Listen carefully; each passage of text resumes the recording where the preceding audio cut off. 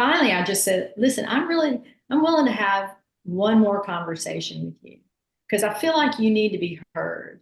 But I want you to understand before we start, I will not change my position, but I'm going to be willing to hold space for you to tell me how you feel about it. And we went on this 1 mile walk, which is in my neighborhood.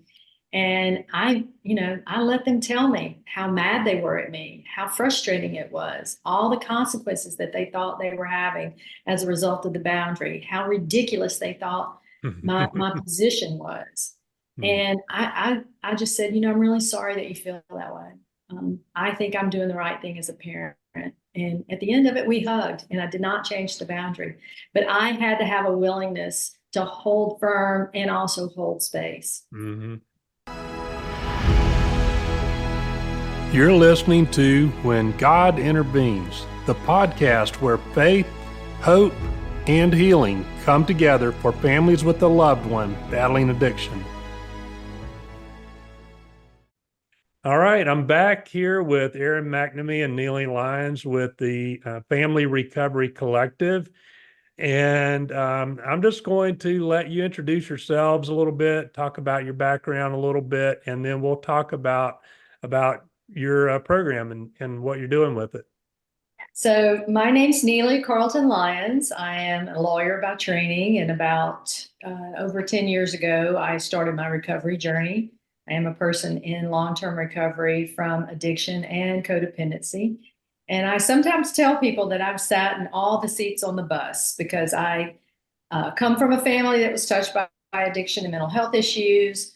I have experienced it in my own life and marriage, and have 3 beautiful children that are in their own journeys of having to live in a family touched by addiction. So we have a lot of conversation in my house. It's an open conversation around addiction and mental health issues. And since this is Mental Health Awareness Month, I want to be sure that I talk openly about it because I think that does help address stigma.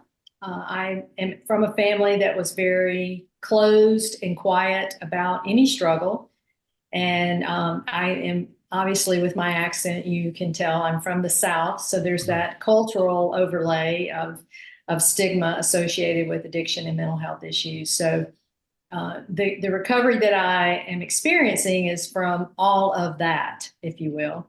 And in my professional experience, I have represented individuals struggling with addiction and mental health issues, as well as represented treatment centers and impaired licensees who have reasons to be investigated by their board of licensure. And the parallel between my life and my professional life led me ultimately to a decision that I wanted to work with families, because there are lots of resources out there for individuals that are struggling if people are willing to access them. But there are very few resources out there that I've found that are family centric. That was a real passion for me. And Erin and I have been friends for a long time. And so what we discovered is that we had a mutual passion for helping families. And I'll let Erin describe her journey at this time.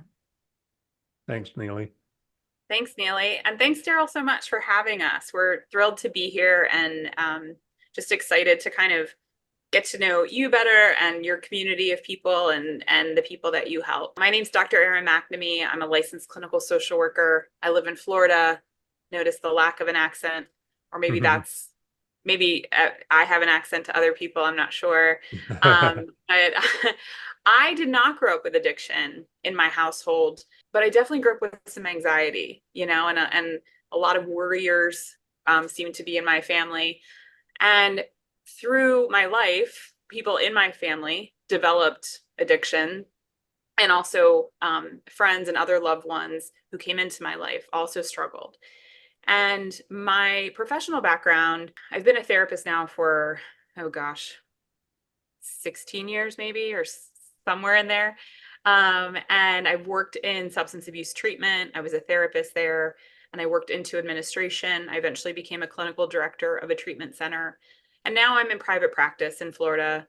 I have a practice in Boca Raton, and I treat all kinds of issues related to trauma. So addiction being one of those, as well as codependency. I work a lot with families and friends, and I am a family and friend of people who struggle with addiction. I think that, Neely and I, as Neely mentioned, we've been friends for a long time, and we both work with people in addiction and recovery in all facets. And we come at it from slightly different angles, but we do a lot of similar work. And we both felt, she had mentioned that the sort of lack of resources out there that centered the family and friends. And that's what I found as well, especially when I became a family and friend of people who struggled with this. Here I had all of this knowledge and all of this background and understanding of addiction and how to treat it and how it worked. And I'm really fortunate that I have a lot of professional connections as well. So I know a lot of people in different treatment centers all across the country. I found that it was so challenging when I was walking through with a very close loved one who was struggling and trying to get that person to want treatment, eventually get them into treatment, have struggles while they were in treatment, and just navigate the whole thing. And that was really a light bulb moment for me, because I thought, if this is hard for me, I work in this field. I'm connected to a lot of different people where I can pick up the phone and call somebody and ask a question, and someone who can tell me a great answer. What must it be like to be handed this experience with a family or friend and not have any of that? Where do you go and what do you do and how do you start to sift through the information that's out there to figure out what is real and valid and that's going to be the best fit for your family? We like to say, like, if a loved one is addicted, like, let's say I have a son and that son is struggling, and so what do? I Google. That's what most of us Right. do. So I Yeah. Google, my son has an addiction. Mhm. And what I'll get usually is a link to a blog that literally says what to do if your son has an addiction. And I think, Mhm. great, here it is, right? But we get to that blog, and usually that blog is really general. It's really like, oh, you need to get help. Yeah. You're like, Yeah. thanks, blog. Like, that was super informative, but you get this general kind of, you need to get help, seek out a professional. That person might need treatment, get them evaluated. And Mhm.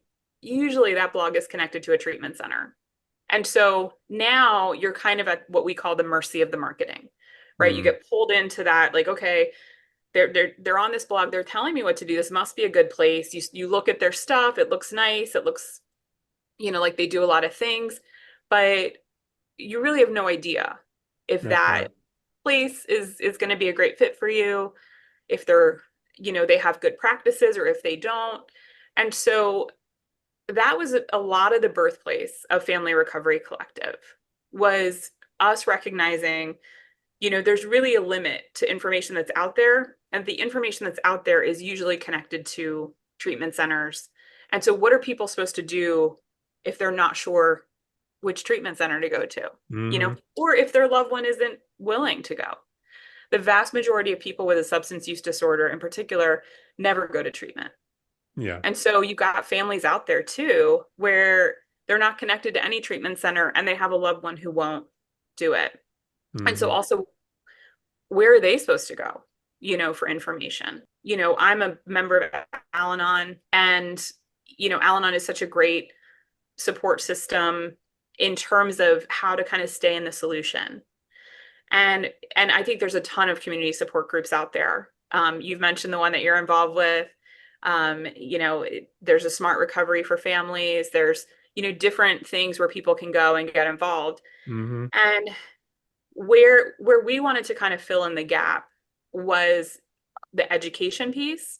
Mhm. So, where community support groups, in my opinion, kind of what they don't cover is the education, is like, Mhm. what is addiction? What is recovery? What is actually going on in my loved one's brain? How is this addiction actually impacting me? Like, what am I Mhm. going through? So we really wanted to create something where people could have access to that information that you might get at the best treatment centers in the world who have incredible family programs, But we wanted to make that information accessible to people who weren't connected to that particular treatment center, or whose loved one won't go, or maybe they are somewhere, but they don't have a big family component. We wanted to create something that could give that information. We also wanted we wanted to be really accessible to people, where they didn't have to travel to a different state or spend a long weekend somewhere, that they had access to it in their own home, in their own privacy, that they could interact with the information that they wanted to. And that was kind of what got us started on creating Family Recovery Collective. And so just to tell you a little bit about what it is it's an online information and support membership for when a loved one is addicted. We have courses, we have a bunch of videos and worksheets that are Neely and I, talking and kind of leading you through different aspects of addiction and recovery. We talk about codependency, we talk about boundaries, we talk about what the experience is like when you love someone with an addiction, how that can impact you.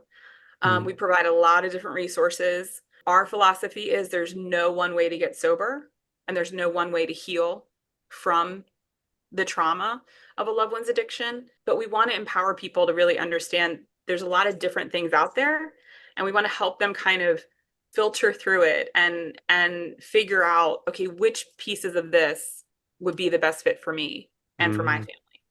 We talk about different types of interventions. We talk about all kinds of stuff.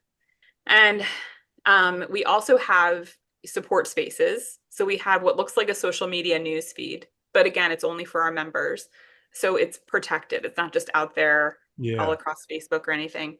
And it's where people can connect with each other based on the relationship they have with their loved one. We have, for example, we have parents, we have a parents group, we have a partners group, we have the whole collective. So we have one that's just general for everyone. And then we also bring in different experts. So we are experts in our fields, but we don't know everything. So we bring in people to talk about all different aspects. So for example, we've got someone coming in to talk about gambling. We've got in other process addictions. We've had people come in and talk about collegiate recovery. We've had people come in and talk specifically about marijuana use and how that's changing. So just all these kind of really nuanced, but very specific things that are happening that are under that umbrella of addiction and recovery.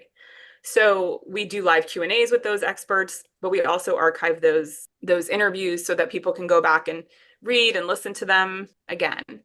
So we really just wanted to create something that was kind of all encompassing, where people could just go get support, get information for those of us that like to learn about things and understand things. We are not affiliated with any treatment center or any specific provider. We don't endorse any one way, again, to get sober or to get well when your loved one is addicted, but we do share a ton of different options. Okay. And because we want people to really understand, like, hey, we've got some knowledge here, we're willing to share it, this is what's out there. And so you can kind of understand the bigger picture of the information and then be able to apply that if you're looking for help. I think it's great to have one place that, for families and friends to be able to go to access that kind of information, and for it to be organized in a way, they can get the education they need, they can find all the resources they need instead of just Googling and being all over the place. I think it's a really good idea. Awesome. Thank you. That's our goal. We like to say, like, no one's handed a manual of what to do when your loved one's addicted, but we wanted to come as close to possible as to create that manual. Yeah. Yeah.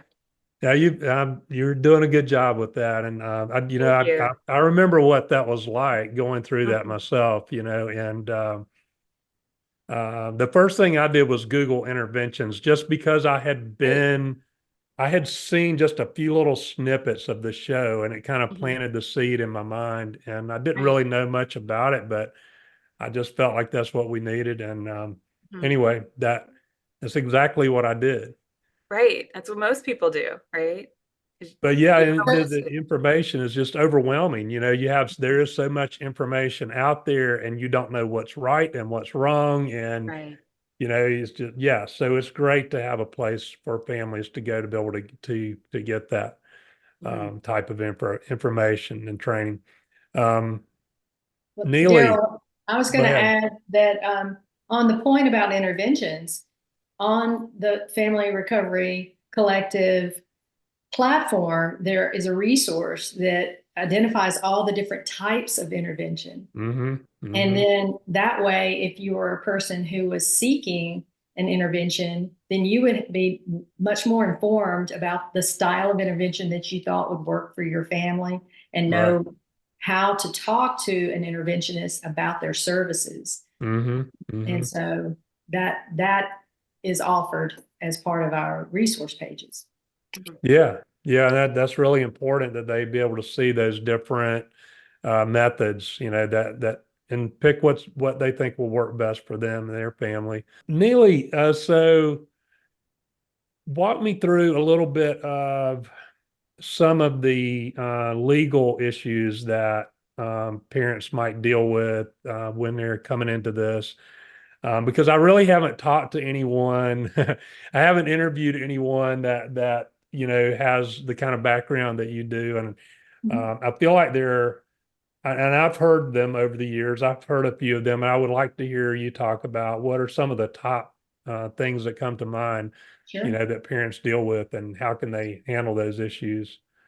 Sure. Well, so first let me say that the Family Recovery Collective does not offer therapeutic or legal services. So, but I'm Okay. happy to ask the question because I think it's a great question. And I'll start by saying that legal consequences are one of the consequences that we would, I'm sure Erin, professionals in this field would say are flags or signals to a family or a loved one that this may be more than just a bad weekend, one or two unfortunate situations. This may be part of the setup or ongoing chronic disease process that is the brain disease of addiction. So if a family has a loved one who's beginning to experience legal consequences and they think it's related to their mental health or substance use or process addiction, then they need to be looking for more information. Having said that, some of the common legal issues will fall first and foremost under family law. So are they experiencing a tremendous struggle in that marriage relationship that's leading the couple to consider divorce, for example? Or is there has there already been a divorce and there's a lot of issues around custody and visitation and anything of that nature?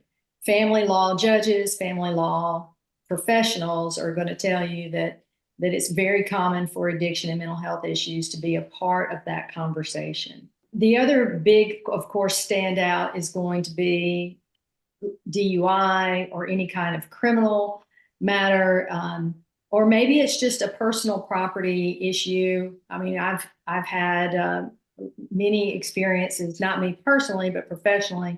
I've had many professional experiences where there's been an accident. Someone has, wrecked a car or had a personal injury where that it is somehow tied to addiction or substance use. And then, I would say there's this whole other area of consideration, which is whether or not the person needs to have a guardian, a conservatorship, whether or not there's a trust involved.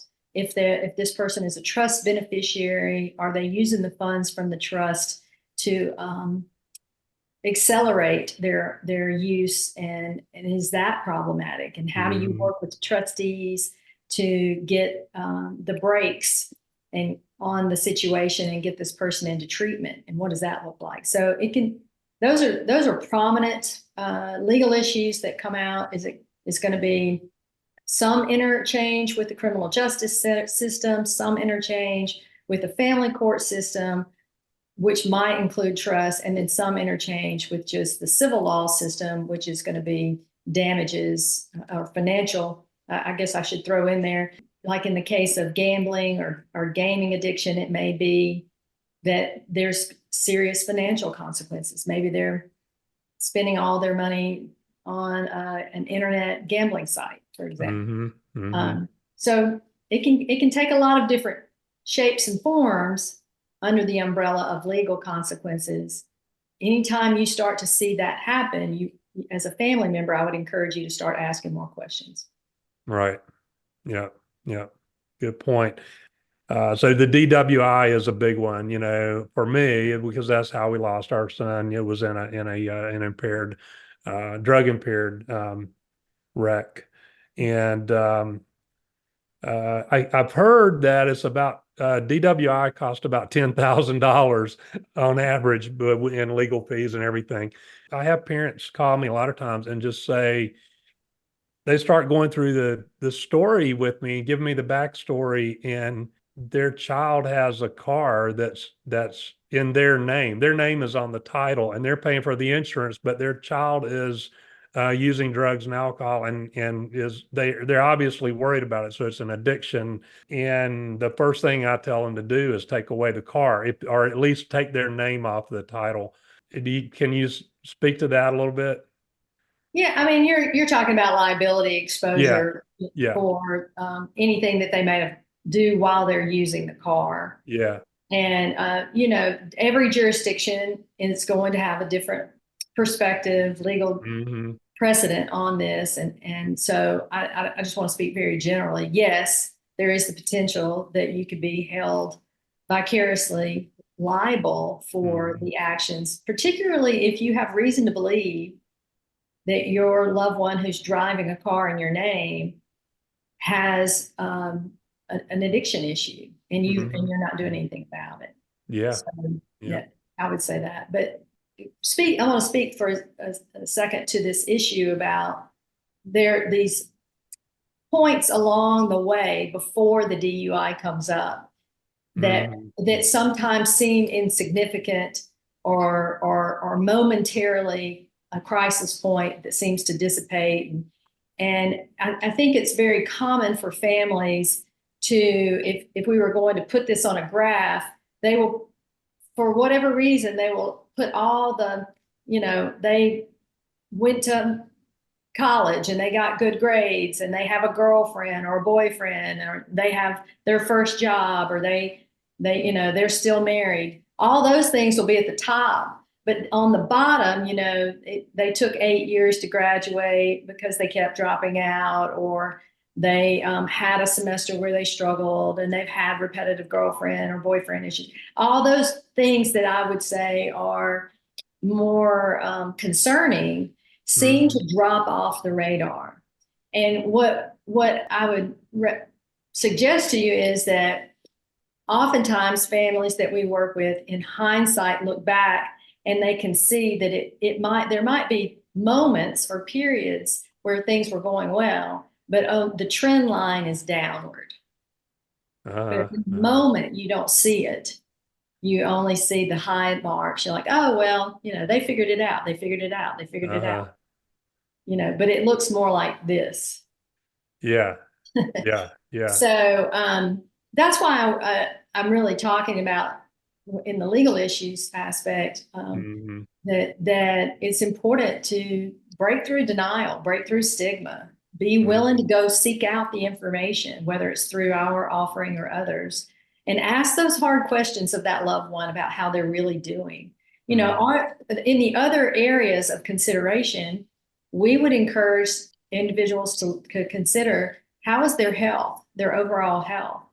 How is their mental and physical health doing? Hmm. If they are professional or working in the workplace, what are those workplace relationships like? Right. Um, and certainly a marriage or a love relationship is going to be a place where some of this stuff seems to show up. Um, there's an old saying that says it's the 4 L's: the liver, which means, are you having medical issues? The license, are you having professional issues? The law, which is what we were talking about, are you having legal issues? And the love. So are you having struggles within your intimate and close relationships? And you want to look at all 4 areas, I guess, is what I'm recommending. Uh-huh. Uh-huh. Yeah, that's really good. So, Erin, what kind of things do you see with families? Is there anything that's kind of sticks out in your mind that's new that's going on right now, or are there any tips that you have for parents? in particular. Yeah, and absolutely. And I want to acknowledge, Daryl, you talked and you've talked with Neely and I before about the loss of your son. And Hmm. I appreciate, we appreciate you being so open about that and that you carried on obviously with some purpose here, and you're sharing to that loss to help other people. And that's part of why you have us on here. So I just wanted to take a minute to acknowledge that. Yeah. What came up is you and Neely were talking about the law and that stuff. I was kind of sitting here thinking like, okay, what would I say to a family, and I think the the tricky stuff is, so when you start to see things happening, especially if you're talking about your teenager or your young adult, and you they're hardwired to make stupid decisions at that age, right? Like they're all pushing off Yeah. of the families they're born into. We're biologically hardwired to do that, to take big risks, or we would never leave home. And so part of parenting an adolescent is that they're going to do things, that they're going to make mistakes, they're going to get into trouble. And I think a lot of parents and families are trying really hard to discern, is this normal teenage behavior, or has something clicked over in their brain that this is now addictive behavior? Hmm. And so I see families really kind of trying to struggle with that, you know, question. And I think one of the things to do is be patient as you're trying to figure that out, Hmm. because the actions of what I would say to do are the same, regardless of if this is just a one-off situation, or they're just acting out and pushing off and taking risks, or there's a brain issue, where the brain has started to go into an addictive neural pathway that they are not in control of. Hmm. So I would say it's really looking at where the boundaries are, setting those boundaries. Like you said, take your name off the car, maybe take away the car. Where I see parents really getting into a struggle is doing something and setting a boundary that they think is going to hurt something else. So like if I take away the car, they can't get to school, or they can't get to work.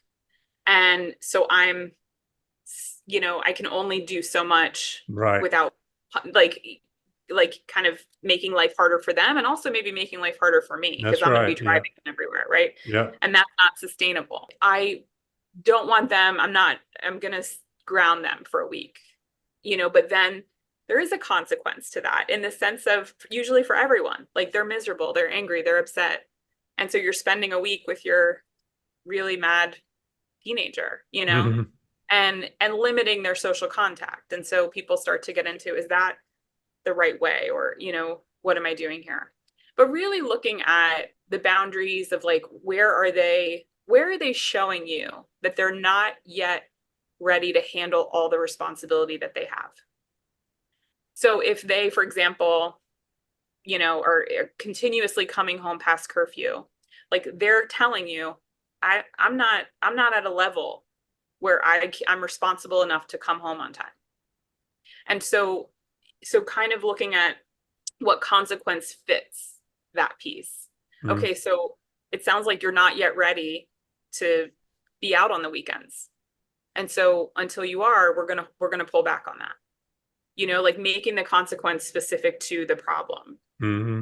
you Yeah. know, like things like that. And so the more boundaries you're setting, it's going to give you more information on whether or not, if it's still behavior that keeps continuing, that's when you start to go, okay, I'm setting boundaries, we're setting limits. They nod and they repeat what I say, and they're still not able to do the thing. You may be dealing with something that they can't help at that point, if that makes any sense. Yeah. Yeah. Yeah. Yeah, that makes a lot of sense. I remember going through that, and when you have a teenager, they're going through all these changes anyway. And with Chase, he was the oldest, so he was my first teenager, and Right. I'm just like, well, is this normal teenage behavior, or is there something else going on? Yeah, and it's really Right. hard to discern for parents in that situation Mhm. a lot of times. Did you Well, know? I'm sorry. I was just going to ask Daryl, like, No, were go you able ahead. kind of figure that out? Did you figure out like, okay, this is addiction?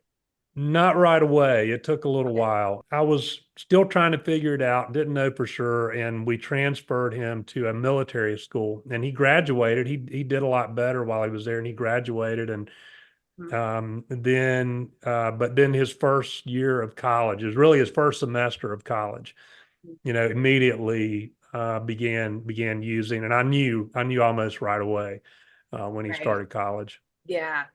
So that's He had exactly that. it. Like you're intervening in the same way, Yeah. and eventually you're gonna know. It's gonna Yeah. reveal itself. Yeah. Yeah. Yeah. Yeah, all of a sudden, he no longer had us. He was in college in another state. And he no longer had us to set those boundaries. He didn't Mhm. have the military school, so he had all this freedom all of a sudden. Mhm. And so he was out there experimenting with everything. Right. Right. Yeah. I was just going to say, I Go was just going ahead. to Go ahead. add to the conversation Hmm. that I would recommend that families get their own support. That the support that we're discussing is not just find out all you can about what's going on with them. Also get the support you need because Yeah. as Erin describes this struggle to discern and the blowback that happens when you set boundaries, I'm thinking about that saying that the people who have benefited from you not having certain boundaries are going to object when you set them.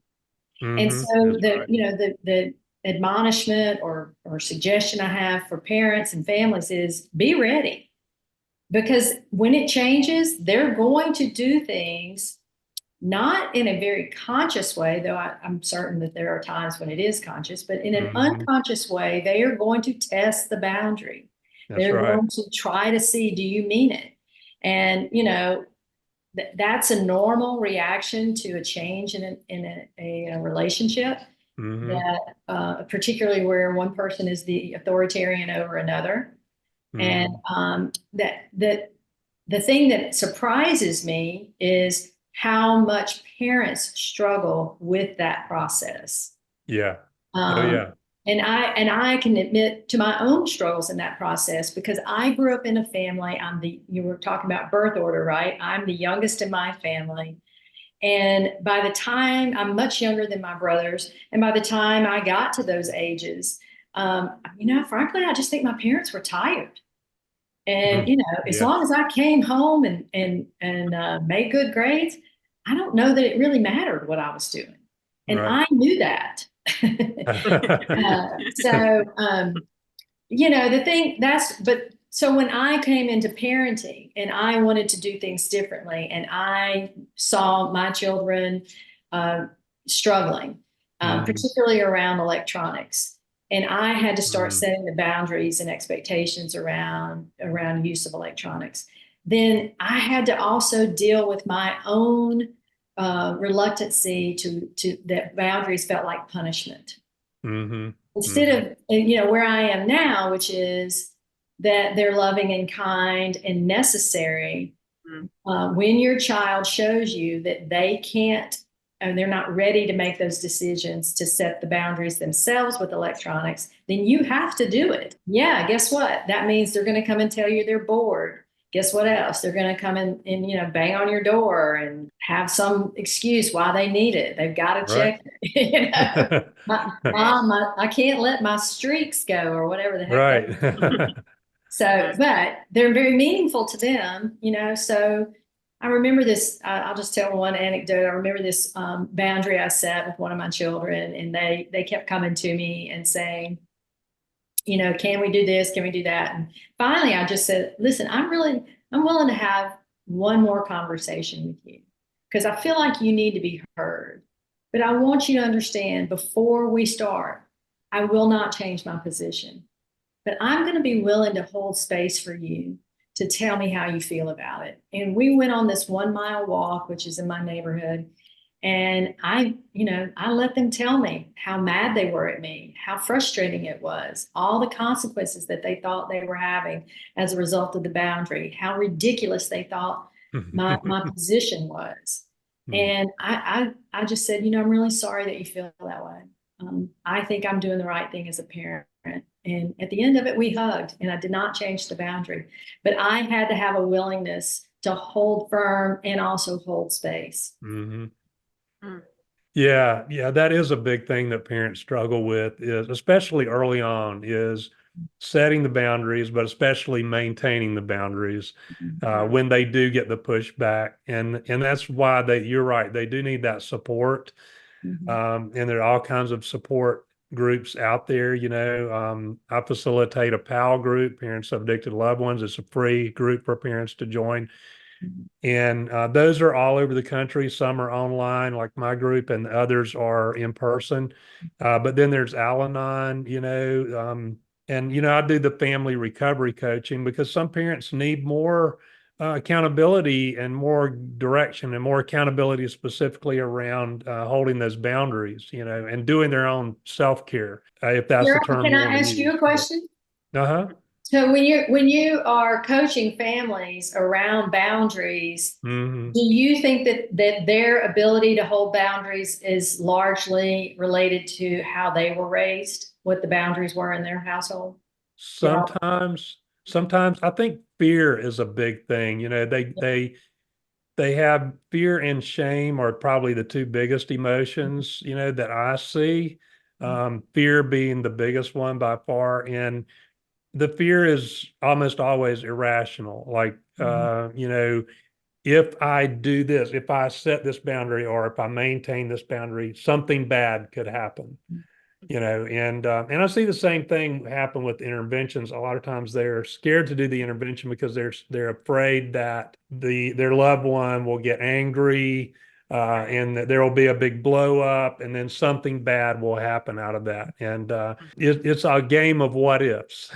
And Amen. so, yeah, I have to help them really get their emotions under control so that they can set and maintain those healthy boundaries. And sometimes, if they don't already have a therapist, refer them out to a therapist, but Well, but yeah, it's a different thing with a coach, obviously, that where you're helping them set goals around, putting the focus more back on their own lives and off of, their child, being so hyper focused on their child. Right. Right. I Erin, want you talk about naming it, to. naming the fear. Mhm. Yeah, just saying that like my Cliff's Notes version for any therapy is always like, well, let's just name that. Like, have you just had the conversation of like, we're afraid that this is gonna cause a rift with us, and so it stops us from setting limits for you. But if we don't set limits for you, then we recognize we're setting you up for a big fall, And so Mhm. being able to kind of just say that, and it's again, they're not always going to like you, Right. but hopefully they feel the love, or there many children grow up and say like, yeah, I didn't feel loving at the time. And now I get that it Mhm. was totally loving. That's right. Yeah. They did. Yeah. I do want to dip back into a question you asked, is sort of what are we seeing? What are the trends? Yeah. Because it sounds like you work with a lot of parents. And so one of the two big things I'll mention, one is marijuana Hmm. and how much that has changed, especially in the last 10 to 12 years.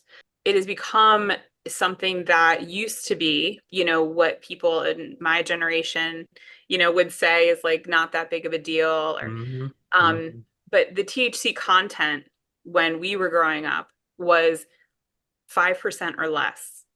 5% or less Hmm. THC in marijuana.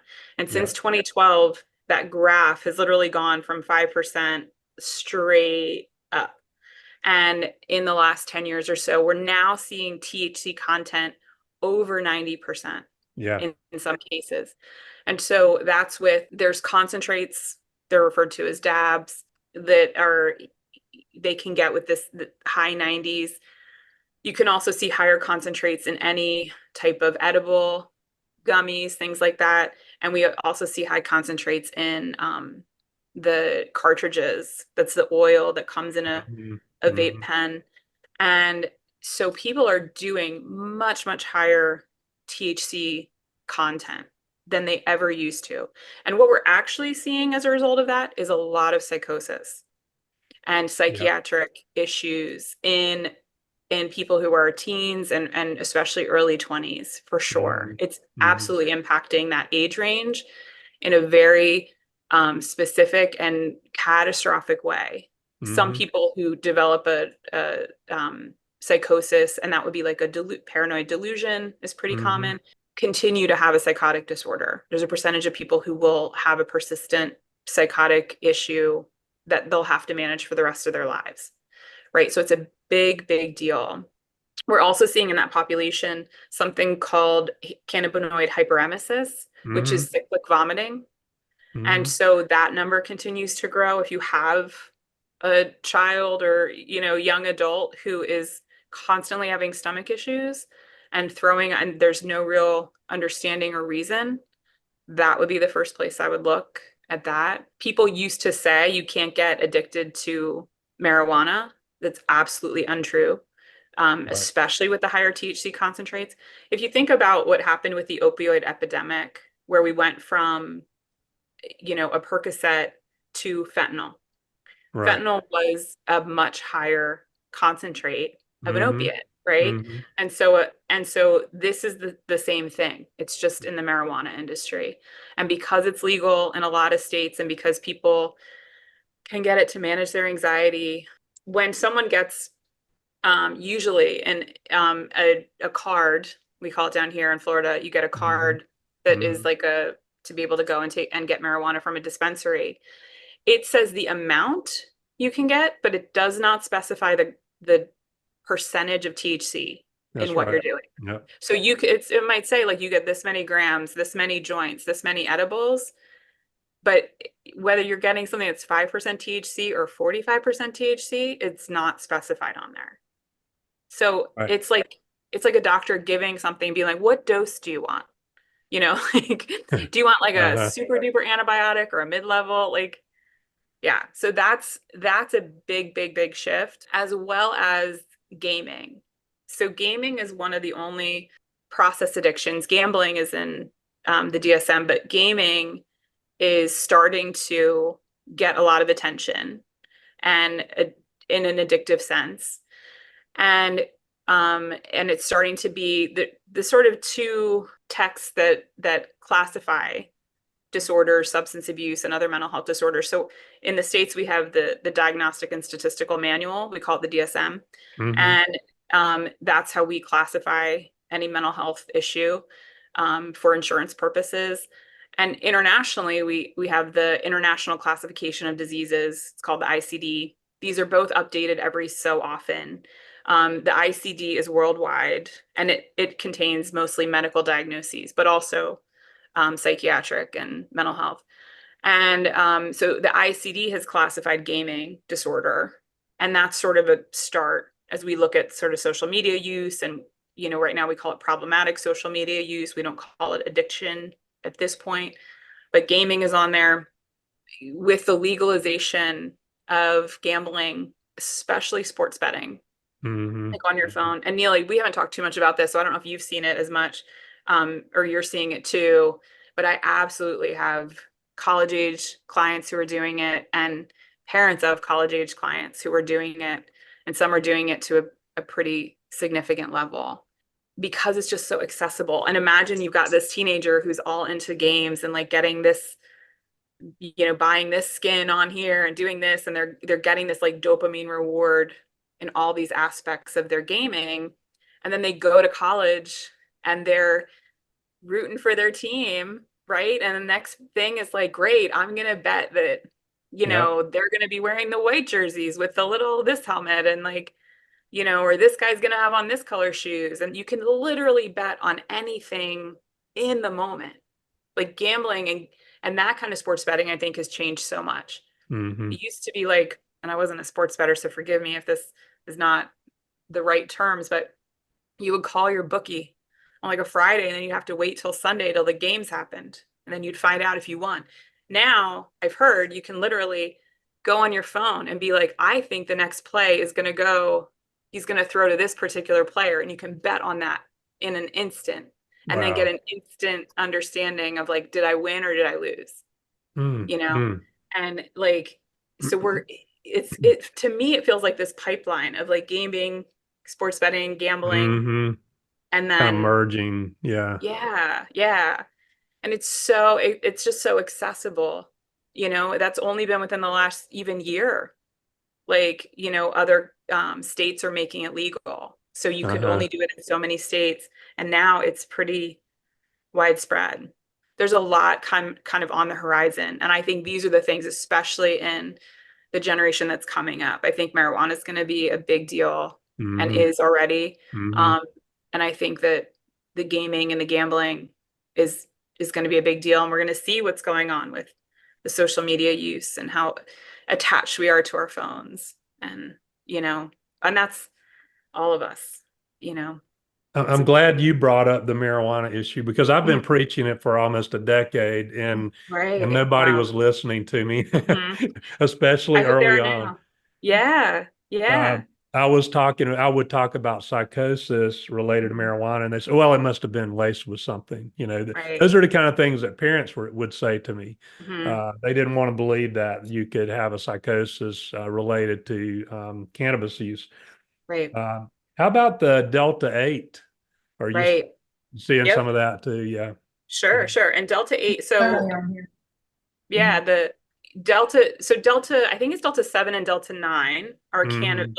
so you have cannabis, the plant, and Mm-hmm. then part of the plant is hemp, part of it is marijuana, and and the marijuana is part of the cannabis plant that has a THC content that's just over a certain amount. So the marijuana has like a psychoactive property and hemp does not.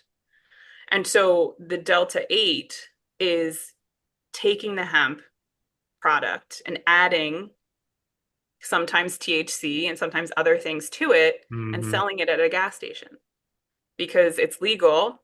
It's not illegal to sell hemp because it's not psychoactive, in and Right. of itself. But they add a bunch of things to it to make it psychoactive. And so it's a product that's available that someone could get at a gas station if they're 18 or over usually. And so you've got something where people can get high where they don't need even a marijuana card to do it. But again, what is in it? What are we putting in our brains? Like it's very unregulated. Yeah. Although things are starting to come down the pike now, but yeah, Mm. it's basically like manufactured marijuana that's available to Yeah. anybody, you know, Yeah. with your gallon of gas or however much gas you need. Right. Yeah.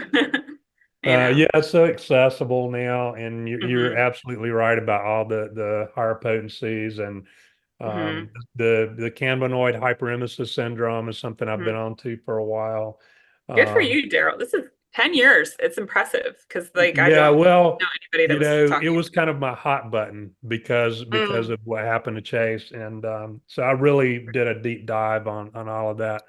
yeah. And um, but it's good to hear it from other people who are Hmm. out there, especially from therapists and other professionals. And you're not the Right. first person to bring it up that I've interviewed. And as I knew more parents come into my pal group, and I work with other parents outside of that, the parents that are coming to me. More and more, I'm not hearing as much about opioids now. I'm hearing more and more about marijuana related issues. Right. Well, So, Daryl, the Family Recovery Collective platform has available resources around that, and we interviewed an expert in the field of marijuana treatment and oh, good.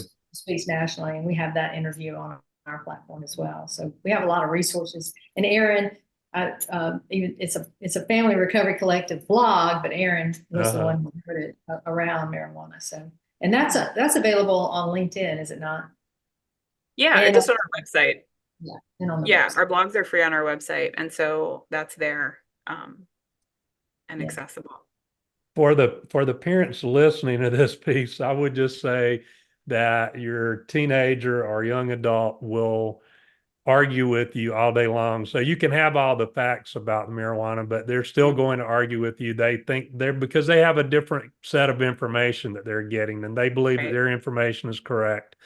Hmm. And so it's really it's pointless to argue. It's good to be informed about that, Right. so that you know what's going on with them.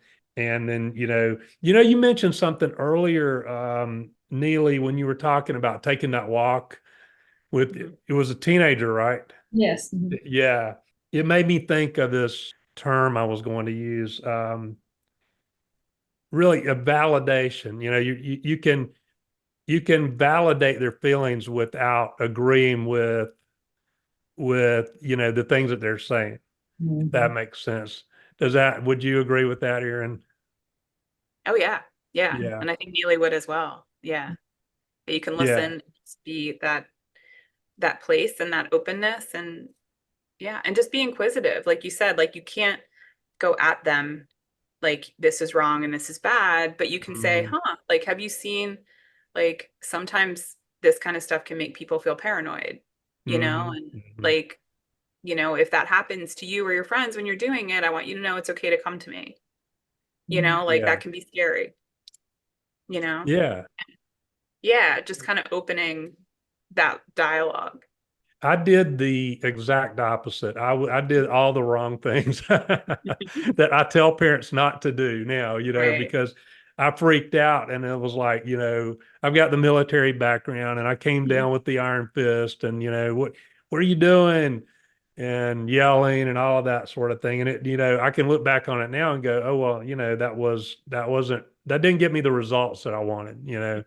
Right. And so yeah, I would definitely tell parents to don't have a knee-jerk reaction. Calm yourself down before you Mhm. have this discussion with your Right. teenager. Right. So, But And it's hard Daryl, because go ahead, Neely. well, I was going to say since I have three kids, what I can say about it is that I have to parent all three of them in different ways. They need mhm, different mhm. things from me all at the same time, and so I'm sure parents out there, some children are very compliant, and Yeah, others yeah. are up and against, Hmm. and that's just the way they came out. And I mean, hardwired. So, and then you add in what we were saying about adolescent brain development and that launch phase from Yeah. adolescence into adulthood. That's just its own experience. So, there's some really great resources out there about that. If parents are willing to go on that journey and explore that, Hmm. understand what's happening in their brains, to have a lot more compassion for them. Yeah. Yeah, absolutely. Any other things that you would like to say to wrap this up? Yeah, we're so grateful that you invited us to have this talk and be here. And I love to meet and connect with other people out there who are doing similar work, and just wanting to be a source of information. And that's absolutely what we want to be for people, is a place that they can come. It's a low cost membership. We wanted it to be really accessible to people. We're at familyrecoverycollective.com, so it's pretty easy to find. And yeah, we'd love to be there and be a support to people when they're trying to walk through this. Great. Thank you. Neely? Yeah, thank you again, Daryl, for the invitation. I concur. There's my lawyer word. With Erin. And I would just say, when Erin and I were formulating the Family Recovery Collective, we thought about it this way. Families will come for the information because they are concerned about a loved one, but we hope they'll stay for themselves because they will feel seen, feel heard, and be a part of a community that is so important on this journey. That idea of, I don't know exactly what I'm doing, but I know that there's these other people who've gone on this journey, and they're willing to share their experience with me, and that they're willing to not judge me. They're willing to support me and encourage me. Mhm. That's what it's all about. All of us, all three of us on Absolutely. this in this Mhm. interview have had our own experience, Mhm. and we've all come on the other side of it with the awareness that we want to help others. And so you're not alone. That's another one of our taglines. You're not alone. So we hope that for families who are trying to figure out what their next steps are, that the Family Recovery Collective can be a part of their education journey. Thank you. I'm so honored to have you both here with me. I appreciate you coming in today and talking with me and sharing with the viewers. So, I mean, what are the odds? It's the Family Recovery Collective. You're being interviewed by the Family Recovery Coach on the Family Recovery Summit. So, Right. and we just happened to find each other. So, it's great that it worked out that way. And I appreciate you both being here. Thank you. Thanks so much, Daryl. Everyone, thank you so much. Thank you. Absolutely. Thank you for tuning in to When God Intervenes. If you found today's episode helpful, please subscribe and leave a review. Your feedback helps us reach more families in need of hope and healing. For more resources and support, visit our website at thefamilyrecoverycoach.com. Until next time, stay strong and keep the faith.